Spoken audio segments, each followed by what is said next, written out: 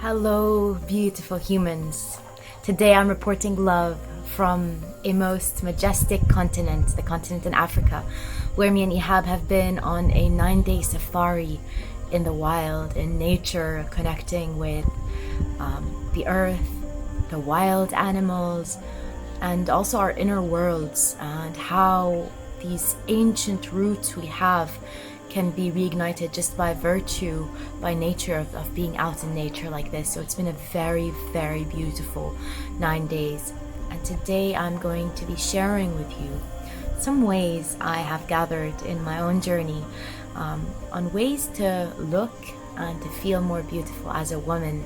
Of course, being out here in nature, this is obviously going to be something very much connected to our natural beauty and what is your birthright as a woman. It's not something you can buy or get products that will add to your beauty. It's really something about you tapping into your truest, deepest womanhood and remembering who you are. So let's start with the first really important tip that I want to share with you today, which is to start with getting rid of the inner bully. What is the inner bully? Imagine there was a big bully living in your home, and every morning and every lunch and every dinner and just all day she was bullying you, telling you how horrible you look, how ugly you look, how skinny you look, how hairy you look, how this, how that, just telling you everything that's wrong with you. Don't you think if someone like that lived at your home, you would be kicking her out as soon as possible? Well, this bully lives inside you. She lives inside me. She lives inside all of us women. It's something we've inherited from our culture, from our families, from just the lineages that have created modern society, with a feeling of lack, of not enough, not being beautiful enough. And so first thing we have to do is to start to catch that bully. That bully is a voice in your head that you have given permission to criticize you, to be harsh with you, to mock you, to be mean with you, to make you feel like you're not enough, to tell you this part of your body is too big or too small or too hairy or too this or to that.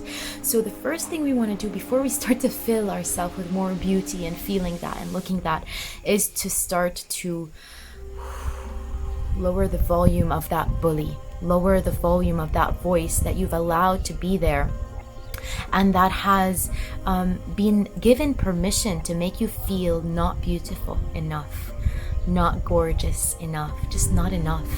And so the moment you start to catch that voice, what I want you to start doing, or what I invite you to start doing, is to be like, oh, okay, I see you there. So you hear that voice and you say, you know what, not anymore. Not anymore. Imagine yourself kicking that bully out of the house and going, I've given you enough space and you haven't deserved it. You don't deserve or belong to live. And in the home of beauty, we do not have space, room for bullies. So it's time to get rid of that voice, to tell it it's not welcome, and to rewire your brain, your language, your behavior towards loving yourself more and celebrating yourself more. So that brings me to the second tip, the second invitation I want to share with you today, which is to start to focus on all the powerful, beautiful, effective, supportive ways your body has been with you today and every day. And if you want to take this one a step further, focus on the parts that you usually judge. So let's say you judge your arms for being hairy. How can you start to look at the ways in which your arms have served you to hold things, to hold your lover's arms, hands, to give love, to give gifts. So start to focus on what this thing you judge actually does for you, serves you and serves the world, gives love to the world, receives loves from the world.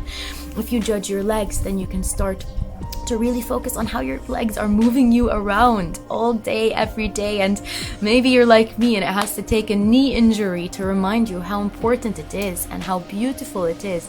Just the simple fact that we are able to walk every day without pain and without blockage and without needing to put effort, just all the things that happened with ease, that we can breathe, honoring our lungs, that we can love, honoring our hearts, that we can see, honoring our eyes. So we really need to start to bring love back to the body, because if everything we are calling into our reality is judgment of the body, then the first thing we have to do, as we said, is to stop judging. And the second thing is to start celebrating. Celebrate your body. Celebrate all the places where it serves you. And to take it even further than celebrating it and celebrating the parts that you usually judge, take it to deep a step further and celebrate what's beyond this physicality of your body. Celebrate the things that your soul is speaking through your body, creating through your body, moving through your body. Just the fact that when you're listening to me speaking and my hands are making these movements, probably there's an energy, there's an invocation, there's a gift, an offering. So I need to remember to be grateful for my hands because they are supporting me in sending this message. And I invite you to do the same today. So again, celebrating those things and really start to shift your focus where you would like to nurture yourself. So if you want to feel and look more beautiful, you're celebrating where you can feel more that. And also start to take care of yourself. I used to be someone who used to think like, okay, I want to be natural. I don't want to add anything. I don't want to put any extra effort into the way I look. And eventually I realized that does not really do justice to my beauty. Because as women, we are beings very much that are in the matter, like Mother Earth. We are very closely aligned with our bodies, our beauty, our physical being. And that's not a bad thing. So start to focus on the things that you can add to make your body feel loved. For example, rose oil on your face, on your body to soften, to get that glow. Maybe shopping every now and then to find clothes that really express your joy, your soul.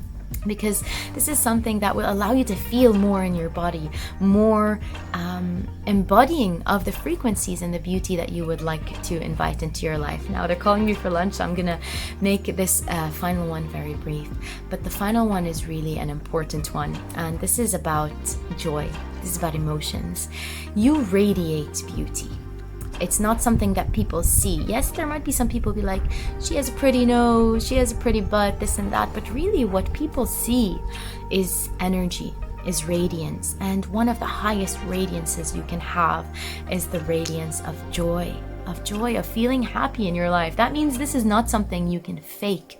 Beauty is not something you can fake. It's something you can awaken, activate, and prioritize by prioritizing your joy. So if you're someone who's living her purpose, who's doing the things that make her feel happy, that make her feel alive, that make her feel whole, that make her feel radiant, then people are going to sense that.